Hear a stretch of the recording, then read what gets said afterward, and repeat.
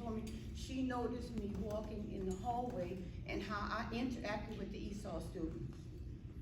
I mean, it really humbled me, because that's all the students want. Every one of the students want to be acknowledged.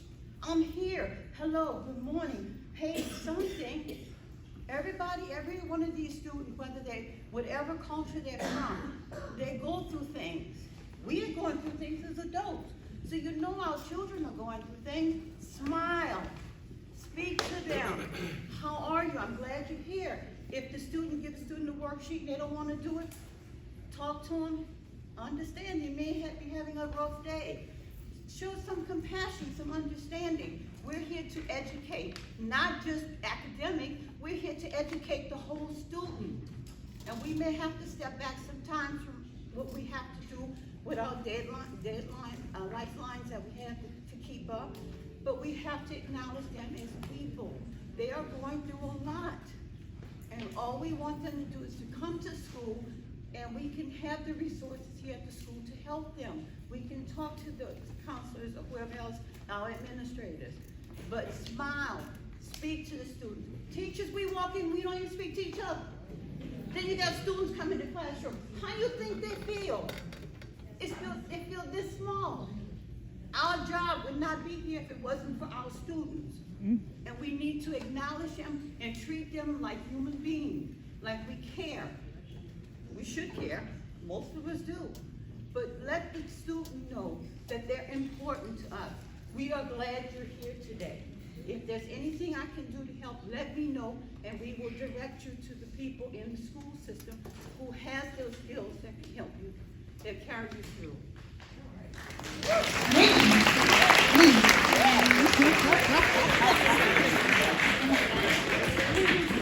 What? Come here, baby. Uh-oh. Okay. Okay, a few things, both kudos to both of them. They both said some major things. The point of getting to know the student, I think, which is very a good deal. I think we talk about it all the time, and she said something to the degree that we as adults, you're asking us and we're suggesting that we should do best practices with teaching our students to be accountable to each other and be able to speak. But as she says, we don't speak in the hallways, or we have conversations with our students about other teachers, which brings a bias and a privilege to the student or what have you, that they can feel comfortable to say what they say or do what they do in regards to another adult in the building. To be very quite frank, I had an experience last week. Where's my teacher friend right there? She came to the room in reference to a student that was supposed to go to the guidance counselor, to talk to the guidance counselor, but did not feel comfortable coming to the guidance counselor, so the student came to me.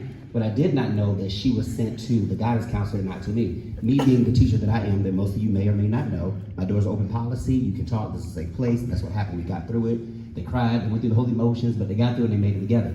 By the time the teacher comes to my room, I'm thinking that she's suggesting that the student did not come to my class, when clearly I just took attendance, they were there, a miscommunication. But we cleared it up, and what I wanted to do was, to be fair and as professional responsibility, was communicate to the teacher. Let me first say, let me apologize if I offended you by not understanding what you were saying. And what I won't do is allow children to feel that they don't have a safe place, but more importantly, we as adults have to communicate and be clear about it. Second incident that happened that I think requires some attention is to the point where I hear everybody else saying some of our students have better relationships with other teachers than they do with others. And I've had some instances where I have students that won't show up to none of their classes, but they will show up to mine.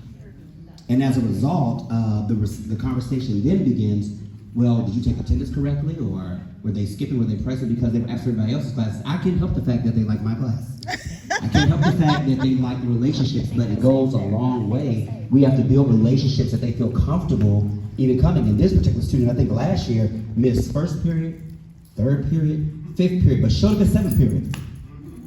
And brought a Starbucks, so I was kind of happy about that. But the point is, they have built relationships, and I think it's very important that we also have to model those same behaviors. And any student of mine that is in my room and talks anything about a teacher, I stop it right away, because we're not going to do that, because then a dog, you know the saying, the dog that brings a bone will also carry a bone. And so for those of you who have had negative things to say to your students about teachers, it does get back, and it does put a real level of uncomfortableness with us as educators and as adults. So, yeah.